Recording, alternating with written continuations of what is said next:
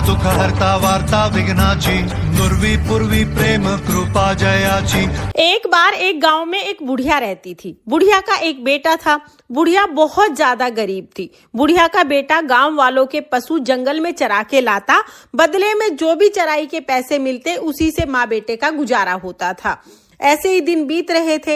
एक दिन बुढ़िया का बेटा पशु चराने के लिए जैसे ही घर से बाहर निकला, चाची ताइयों ने उसे रोक लिया और बोली, बेटा तू तो पशु चराने के लिए जंगल में चला जाता है और तेरी माँ तो घर पे गट्टे बना बना के खाती है, यानी पकवान बना बना के खाती है। बुढ़िया का बेटा बोला, मैं ये मान ही नहीं सकता, मेरी माँ ऐसी हो ही नहीं सकती। तो उसकी चाची ताई कहती हैं कि भाई अगर तुझे विश्वास नहीं होता तो आज थोड़ा जल्दी अपने घर आके देख लियो, अपनी आंखों से ही देख के पता लग जाएगा। बुढ़िया के बेटे ने सोचा देखने में क्या हर्ज है। बुढ़िया का बेटा उस दिन और दिन से पहले अपने घर पे आ गया।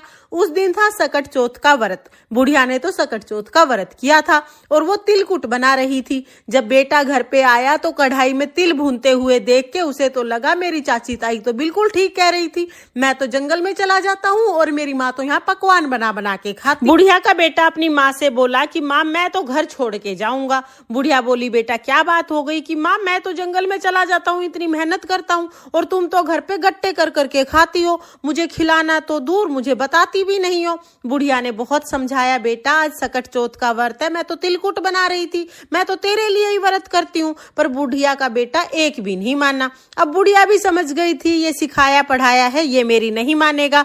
बुढ़िया ने कहा, बेटा अगर तू जा ही रहा है ना तो ये मेरी कहानी सुने हुए तिल अपने साथ ले जा, जहां भी तेरे पे भीड़ पड़े, जहां भी मुसीबत आए, ये तिल पूर के बैठ जाना।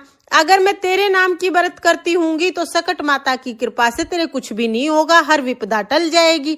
तो उसके बेटे ने वो तिल लिए और वो तो चल दिया। जाते जाते एक जंगल में पहुंच गया। जंगल के बीच में गया तो एक शेर सामने आके खड़ा हो गया। अब शेर को देखते ही बुढ़िया का बेटा तो डर के मारे थर थर कांपने लग गया। डर में सबसे पहले अपनी माँ याद आई। माँ याद आते ही दिमाग में आया कि माँ ने तो तिल दिए थे। वो तिल अपने चारों तरफ पूर के बैठ गया और बोला, हे सकट चौथ माता, अगर मेरी माँ मेरे नाम के व्रत करती होगी तो ये शेर गाय बन जाएगा, नहीं तो आज मेरा मरना तय है। अब बुढ़िया तो अपने बेटे के नाम की व्रत करती थी। सकट चौथ माता की कृपा से शेर तो गाय बन गया और पूंछ हिलाते हुए वहां से चला गया। बुढ़िया के बेटे ने सोचा आज तो बहुत बचे। अब आगे गया।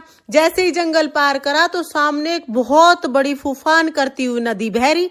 अब बुढ़िया के बेटे ने सोचा कि भाई नदी पार करूंगा तो डूब के मर जाऊंगा और नहीं पार करूंगा तो जंगल में रात को मेरे को सारे जो जंगली जानवर हैं वो खा जाएंगे, आज तो मेरा मरना तय है। फिर उसको माँ के दिए हुए तिल याद आ गए, उनको अपने चारों तरफ पूर के बैठ गया। बोला, हे सकट चौथ माता, अगर मेरी माँ मेरे नाम के व्रत करती थी तो ये नदी दो हिस्सों में फट जाएगी और बीच में रास्ता बन जाएगा, नहीं तो आज मेरा डूब के मरना तय है।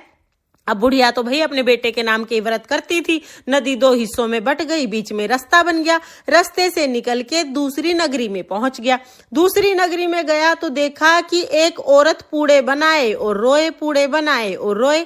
जाके बोला, माई पूड़े बनाए मतलब बहुत खुश है और रोए मतलब बहुत दुखी है, ये सुख दुख दोनों साथ कैसे आए? वो औरत बोली, बेटा हमारी नगरी में हर छठे महीने आव पके है और आव में एक इंसान को बैठना पड़ता है। हर घर से बारी बारी कोई ना कोई इंसान जाता है। मेरे घर का आज नंबर है और मेरा एक ही बेटा है। आज मेरा बेटा जाके आव में तप जाएगा, ये सोच के मैं बहुत दुखी हूँ और आज अपने बेटे को आखिरी बार खाना बना के खिलाऊंगी, इसलिए पूड़े बना रही हूँ, इसलिए मैं पकवान बना रही हूँ। बुढ़िया का बेटा बोला, माई अगर तू मुझे पूड़े खिला दे तो मैं तेरे बेटे के बदले जाके बैठ जाऊंगा।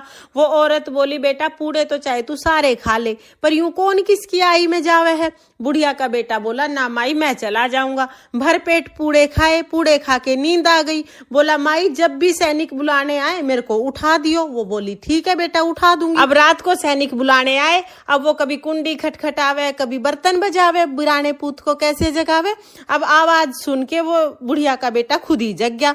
बोला, माई आ गए? बोले, हाँ बेटा आ गए। जाके सैनिकों के पीछे पीछे चल दिया और आव में बैठ गया। आव में बैठते ही अपनी माँ के दिए हुए तिल चारों तरफ पूर लिए, हे सकट चौथ माता, अगर मेरी माँ मेरे नाम के व्रत करती होगी तो आज मैं अग्नि में नहीं जलूंगा, नहीं तो मेरा जल के मरना तय है।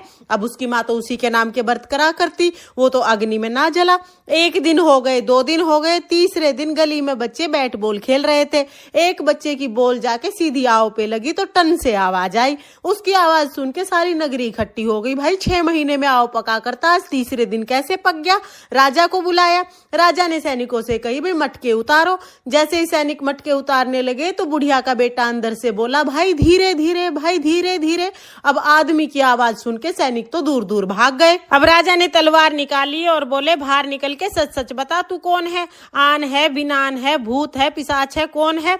बुढ़िया का बेटा तो बाहर निकला और बोला, जी मैं तो ना भूत ना पिशाच ना कुछ भी ना, मैं तो एक बुढ़िया का बेटा हूँ। नूनू मेरी चाची ताइयों ने सिखा दिया, मेरी माँ ने ये तिल दिए थे, मैं तो ये तिल पूर के बैठ के सारी बात बता दी। अब उसकी बात सुन के रानी बोली राजा से कि मैं तो अपनी बेटी की शादी इसी से करूंगी, इसको तो अग्नि भी नहीं जला सकती, ऐसा दामाद हमें कहाँ मिलेगा। राजा के भी बात समझ में आ गई। राजा ने अपनी बेटी की शादी उससे कर दी। अब बुढ़िया का बेटा राजा की बेटी से शादी करके राजा के महल में रहने लग गया। एक दिन राजा की बेटी महल की छत पे टहल रही थी, बुढ़िया का बेटा भी वहां आ गया। बुढ़िया का बेटा बोला कि देख, आज तो ऐसा लगे हमारे देश की तरफ काली बदली छाई है, आज तो बहुत बारिश होगी। वो बोली कि तुम्हारे भी देश है? बोला हाँ, हमारे देश भी है, मेरे घर भी है, मेरे माँ भी है, सब कुछ है। तो राजा की बेटी बोली, फिर हम यहाँ क्यों पड़े हैं, चलो अपने घर चलेंगे। उसने कही, अपने पिताजी से कह दे विदा कर देंगे। अब राजा की बेटी तो भागी भागी अपने पिताजी के पास गई और जाके बोली, पिताजी आपके जमाई अपने घर जाना चाहते हैं। राजा बोले, बेटा ये तो बहुत अच्छी बात है, घर जमाई खाक जमाई, दूर जमाई लाख जमाई, हम तो यही चाहते हैं कि तुम अपने घर जाओ, फलो फूलो, अच्छी तरह रहो। राजा ने खूब सारा धन दौलत दे के अपने बेटे जमाई को विदा कर दिया। अब वो अपने गांव के पास आके बुढ़िया का बेटे ने एक सैनिक भेज दिया, जा मेरी माँ को बता दियो तेरे बेटे बहू आए हैं। सैनिक उनके घर गया तो जाके देखा कि बुढ़िया तो रो रो के अंधी हो गई। बुढ़िया से बोला, बूढ़ी माई तेरे बेटे बहू आए हैं। बुढ़िया बोली, बेटा बोली ठोली तो दोरानी जिठानी बहुत मार दे, मैं तू भी क्यों बोली मारे, कहाँ मेरा बेटा होगा, पता ना वो तो किस हाल में है या ना है, रामी जाने।